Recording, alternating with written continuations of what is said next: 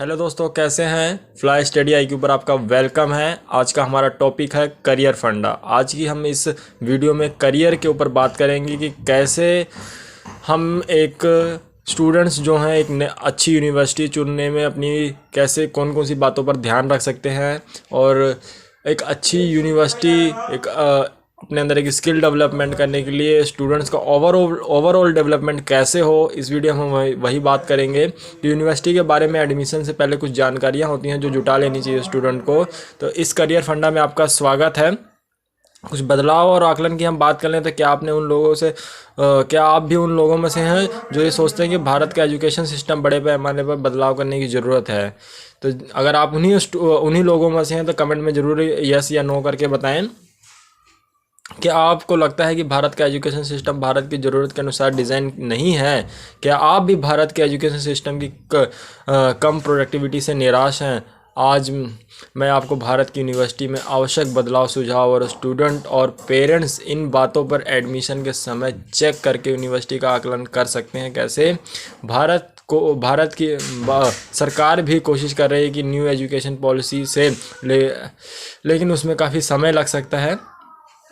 सरकार अपनी तरफ से पूरी कोशिश कर रही है कि नई एजुकेशन पॉलिसी लाई जाए और समय के अनुसार इसमें चेंजेस किए जाएं। अभी बहुत चेंजेस करने बाकी हैं यूनिवर्सिटीज़ में, स्कूल्स में, कॉलेज में, एजुकेशन पूरे सिस्टम में समय के साथ जो बदलाव आए हैं। सोचिए, भारत में यूनिवर्सिटीज़ विश्वविद्यालय हज़ारों सालों से चल रहे हैं।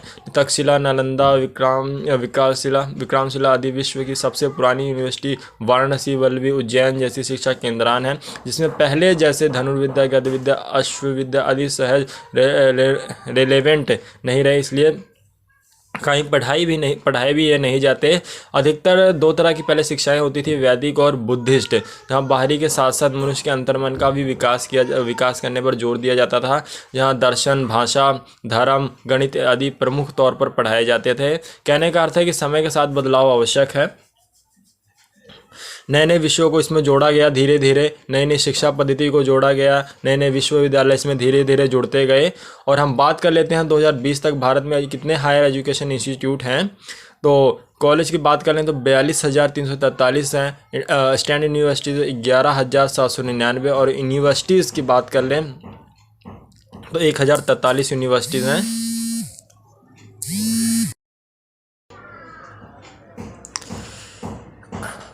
हायर एजुकेशन की अब यूनिवर्सिटीज़ की कुछ 4 मापदंड की बात कर लें तो स्किल पर जोर देना। वास्तव में भारत का मध्यम वर्ग सोचने लगा है कि ज़्यादा पढ़ने लिखने से कुछ नहीं होता, क्योंकि उसके बाद भी व्यक्ति के जीवन स्तर में कोई फ़र्क नहीं पड़ता है।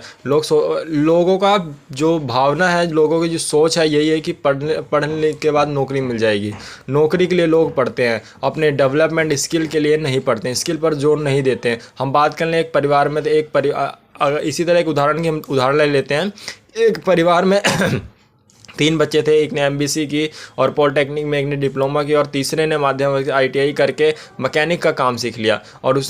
और इन तीनों में से बात कर लें तो सबसे ज़्यादा आईटीआई के जिसने सबसे छोटे वाले तीसरे नंबर के लड़के ने आईटीआई की और मैकेनिक का काम किया, सबसे ज़्यादा पैसा वही कमा रहा है। तो जो स्किल पर जोर देते हैं, हम स्किल पर अगर हमें जॉब नहीं भी मिलती है, अगर हमारे अंदर स्किल है तो हम अपने आप को खुद डेवलप कर सकते हैं, आगे बढ़ सकते हैं। सो ऐसे शायद ही इसलिए हमारा एजुकेशन सिस्टम थोड़ा या अधिक आज भी ब्रिटिश के ज़माने के दर्रे पर ही चल रहा है और हमें इसे ज़रूरी बदलाव करने की ज़रूरत है इसमें।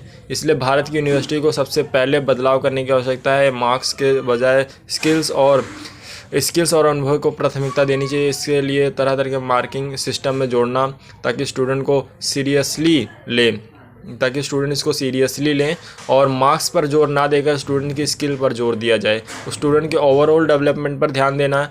एक और बड़ी कमी को हायर एजुकेशन सिस्टम में वह है कि मल्टी डिसिप्लिन शिक्षा का अभाव है। वास्तव में वह भी एक तरह की जाति प्रथा बन गई है। जैसे साइंस और मैथ्स के स्टूडेंट सोशल साइंस और ह्यूमैनिटीज़ के स्टूडेंट को निचले स्तर का समझते हैं। जो ह्यूमैनिटीज़ के स्टूडेंट हैं और दूसरे स्टूडेंट इनको निचले स्तर का समझते हैं, जो कॉमर्स वगैरह के स्टूडेंट हैं, मेडिकल के। ऐसा होने का कारण है कि अधिकतर स्कूलों में 10वीं के बाद अधिक मार्क्स वाले स्टूडेंट को साइंस और मैथ लेने का प्रेशर और कम मार्क्स वाले को ह्यूमैनिटीज़ लेने का सुझाव दिया जाता है। इसलिए हम लोगों को केवल अपने क्षेत्र की बात करते हुए पाते हैं कि मतलब इंजीनियर हैं तो वह इतिहास को ना पढ़ें और ना ही उस पर बात करें। समाज में अपने कार्य क्षेत्र से हटकर किसी अन्य मुद्दे पर बात करने वाले व्यक्ति को फुर्सती आदि शब्दों से नवाजा जाता है, लेकिन वास्तव में आपको सही निर्णय के लिए सभी विषयों का ज्ञान होना बहुत ज़रूरी है। इस बात को भारत के कुछ प्रीमियर इंस्टीट्यूट जैसे IIM समझते हैं और अपने यहाँ इसे अभ्यास में भी लाते हैं, लेकिन इसे बड़े पैमाने पर सभी यूनिवर्सिटी में किए जाने की आवश्यकता है। शिक्षा में नई टेक्नोलॉजी का समावेश, जो भी नई टेक्नोलॉजी, उदाहरण के लिए भारत की किसी एवरेज यूनिवर्सिटी से स्टैटिस्टिक्स या मैथमेटिक्स में प्रोजेक्ट ग्रेजुएट प्रोग्राम को लीजिए, कितने स्टूडेंट इससे संबंधित सॉफ्टवेयर्स, मैटलैब इत्यादि की जानकारी रखते होंगे। सिस्टम हमारी ज़रूरतों के अनुसार, तो हम बात कर लेते हैं सिस्टम की। तो एजुकेशन सिस्टम लोगों के लिए, ना कि लोग एजुकेशन सिस्टम के लिए। लोगों के लिए सिस्टम बनाया जाता है, नहीं कि सिस्टम के लिए लोग बनाए जाते हैं। भारत को वोकेशनल और टेक्निकल एजुकेशन सिस्टम की विकसित देशों के सिस्टम की नकल नहीं करनी चाहिए, बल्कि अपने देश को देखकर, अपने लोगों को, अपने युवा जनरेशन को देखकर ही उसको डेवलप करना चाहिए। वोकेशनल एजुकेशन पर ध्यान देना, कमी को पूरा करने के लिए धड़ल्ले से संस्थान बनाते चले जाओगे, नए नए इंस्टीट्यूट बनाते चले जाओगे, तो इसका कोई समाधान नहीं है। हमें अपने टीचर ट्रेनिंग पर, कार्यक्रमों पर कार्य करने की ज़रूरत है। आज का करियर फंडा यही है कि भारत के तमाम यूनिवर्सिटी इन नए इनोवेशन को अपनाएं और आप एडमिशन लेते समय इन सभी बातों का ध्यान रखें कि कौन सी यूनिवर्सिटी कैसी है, क्या यूनिवर्सिटी के जो मापदंड हैं, स्किल्स और क्या बोलते हैं, टेक्नोलॉजी कैसी है और भी सिस्टम कैसा है, सारी चीज़ों को ध्यान में रखकर अपना एडमिशन लें यूनिवर्सिटी में। और क्या क्या सुधार करने की ज़रूरत है एजुकेशन सिस्टम में, इस वीडियो में हमने ये भी बात करी है। और अगर आप और कुछ और अपनी राय देना चाहते हैं तो कमेंट में अपनी राय ज़रूर दे दें। सो इस करियर फंडा में आज यही वेलकम रहेगा आपका स्टडी IQ पर। Thank you.